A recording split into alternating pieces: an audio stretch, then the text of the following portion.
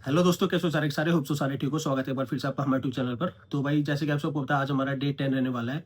जिनको नहीं पता भाई, उन सबको बता दूं, जो हम एसएससी स्टैंड 2026 के स्टूडेंट्स हैं, हम लोगों ने एक चैलेंज लिया हुआ है, एक टारगेट लिया हुआ है, जिसमें हम डेली इंग्लिश, जीएस और रीजनिंग का जो सेक्शन है उसमें से टॉपिक्स उठाते हैं और कोशिश करते हैं कि उनको पूरा करें। और हमारी मेन कोशिश ये है कि भाई हम एग्जाम आने से पहले अपना जो सिलेबस है वो पूरा करें और अपनी जितने भी मॉक टेस्ट से रिलेटेड हो या फिर कोई भी टेस्ट हो उसको कंप्लीट करें, ताकि हमारा स्कोर बेस्ट रहे हमारे एसएससी स्टैनो में। ठीक है, और हमारा सबसे मेन मोटिव यही है कि भाई हमें 2026 में जॉब लेनी है। तो मैं यही बोलूंगा सभी बच्चों को, भाई एकदम कंसिस्टेंसी के साथ करना और एकदम बढ़िया से करना है। ठीक है, आज से हम इस टारगेट में स्टैनो को भी जोड़ेंगे।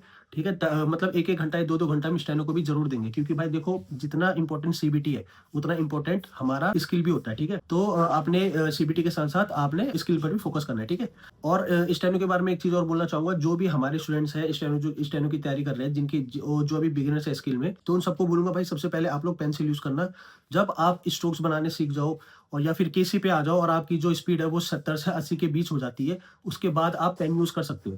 ठीक है, बट मैं यही बोलूंगा कि जो बिगिनर्स है वो पेंसिल ही यूज करें ज्यादातर, क्योंकि देखो शुरू शुरू में क्या होता है, आपको इतनी नॉलेज नहीं होती स्ट्रोक्स के बारे में, तो आपको लाइट डार्क, ये above the line, through the line, on the line, इन सब के बारे में नॉलेज होनी चाहिए कि हाँ भाई कौन सा स्ट्रोक कहाँ पे बनता है, फिर कैसा बनता है।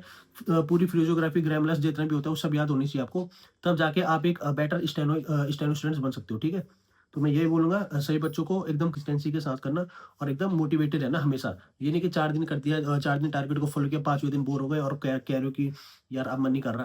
तो भाई देखो, मैं इसलिए कह रहा हूँ क्योंकि हमारे स्टूडेंट लाइफ में मेन होती है कंसिस्टेंसी। अगर कंसिस्टेंसी है तो सब कुछ बढ़िया है। ठीक है, अपना स्कोर एकदम इंप्रूवमेंट होगा ही होगा। हम अभी सिलेबस को कंप्लीट करने की कोशिश कर रहे हैं, और हो सके तो हम अपना जो साथ साथ में मॉक टेस्ट भी देते ही हैं, और हो सके तो हमारे जो स्कोर रहेगा इस बार बहुत अच्छा रहेगा, क्योंकि पिछली बार का जो एग्जाम था उसमें मैथ के क्वेश्चन भी देखने के लिए मिल गए थे और काफी क्वेश्चन गलत रॉन्ग भी थे।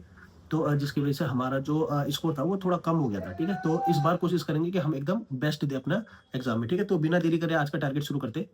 तो भाई, जैसे कि आप सबको पता है, आज हमारा डे 10 रहने वाला है, और जिन सबको नहीं पता उन सबको बता दूं, 2026 में हमने कोशिश करी है कि हम 4600 ग्रेड पे वाली जॉब लेकर जाए स्टेनो के थ्रू। कईयों को तो ये नहीं पता कि स्टेनो 4600 ग्रेड पे देती है। भाई देखो, स्टेनो भी हमें 2-3 ग्रेड की देती है। ठीक है, एक तो 24 हो गई, एक 42 हो गई और एक 46 हो गई। हमारे इसमें 2800 ग्रेड पे वाली नहीं होती जॉब। ठीक है, तो ये बहुत बड़ी अपॉर्चुनिटी होती है कि भाई चेयर वाली जॉब होती है, एकदम आरामदायक जॉब होती है। इसमें देखो मैथ का भी बर्डन नहीं होता। तो अगर आप लोग हमसे जुड़ना चाहते हो तो भाई चैनल को सब्सक्राइब जरूर कर सकते हो। ठीक है, और मैंने इसकी प्लेलिस्ट भी बना रखी है, आप वहाँ पे प्लेलिस्ट में जाके सब कुछ कर सकते हो। ठीक है, देख सकते हो इजीली जो भी अपना टारगेट है। ठीक, तो बिना देरी करे सबसे पहले शुरू करते हैं इंग्लिश के बारे में। इंग्लिश में आपने क्या करना है, वोकैब करना है। वोकैब में आपने ईडियम फ्रेजेस करने हैं।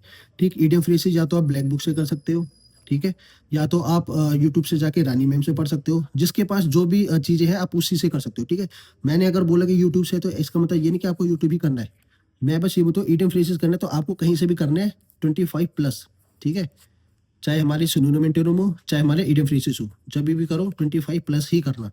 बिगिनर्स के लिए 25 बहुत है, जो जिनको थोड़ा टाइम होगा वो 25 से ऊपर जितना मर्जी कर सकते हो। ठीक है, वो अपनी कैपेसिटी के ऊपर है। अगर आपको याद रहता है 25 से ऊपर तो आप जरूर करो, बट ये ध्यान रखना है रिवाइज जरूर करना है जो जो मैं टारगेट देता हूँ। ठीक, और अब दूसरा क्या करना है, अपने नाउन के रूल्स प्लस क्वेश्चन करने हैं। ठीक है, और साथ में 2 प्रीवियस ईयर क्वेश्चन पेपर करने हैं, 2025, 24 या 23 के, कोई से भी एक ईयर के कोई से भी एक सेट लगा लो, 2 क्वेश्चन पेपर लगाने हैं। ठीक है, अब बात करते हैं रीजनिंग की। रीजनिंग में आपने क्या करना है, 3 सीजीएल के मॉक टेस्ट लगाने। सीजीएल लिखा हुआ है मैंने।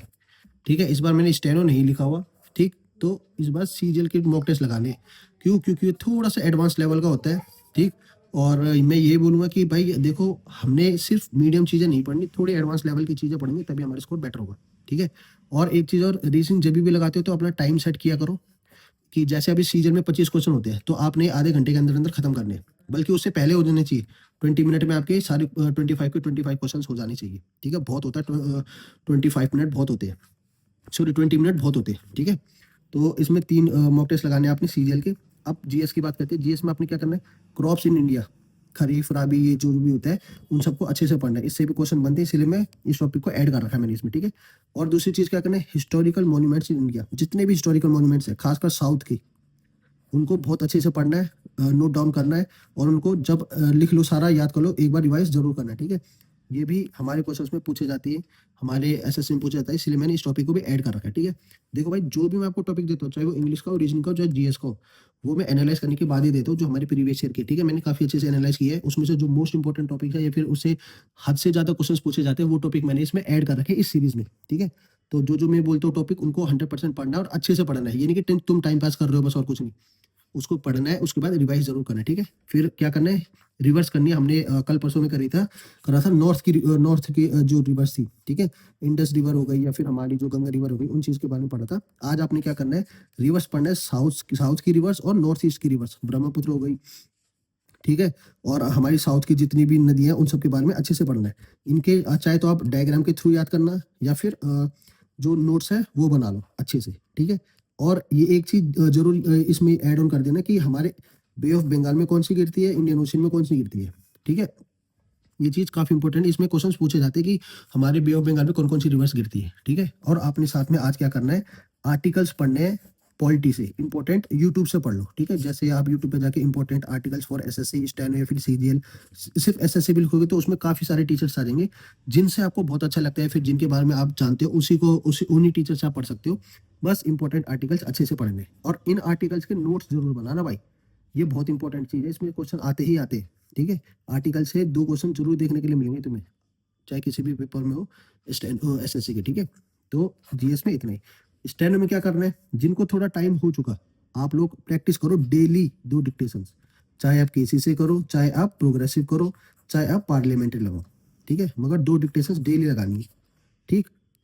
सिर्फ 2 ही क्यों लिखी मैंने, ज्यादा क्यों नहीं लिखी, वो ये जो 2 लगाओगे ना, उसको लिखना भी है, मतलब टाइप करना है, स्टेनो लिखनी है, फिर इसको ट्रांसक्राइब करना है, फिर उसको टाइप भी करना है कंप्यूटर में, फिर देखना आपकी एरर कितनी है, ठीक है। बाकी मैं डिटेल में आपको बता दूंगा किस तरीके से आपको स्टेनो की प्रैक्टिस करनी चाहिए जो बिगिनर्स है, किस तरीके से आपको केसी की प्रैक्टिस करनी चाहिए जो बिगिनर्स है, ठीक है।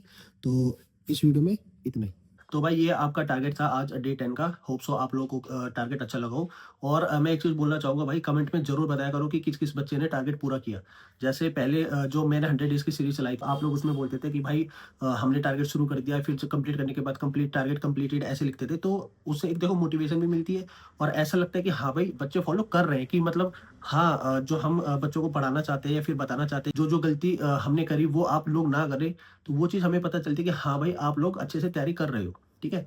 हमारा मेन मोटिव यही है कि भाई हर किसी को नॉलेज हो, तो मैं यही बोलूंगा अपना टारगेट बिल्कुल अच्छे से करना है, ठीक। तो इस वीडियो में फिलहाल इतना ही। अगर वीडियो अच्छा लगी तो लाइक शेयर सब्सक्राइब जरूर करना। मिलते हैं नेक्स्ट वीडियो में। थैंक्स।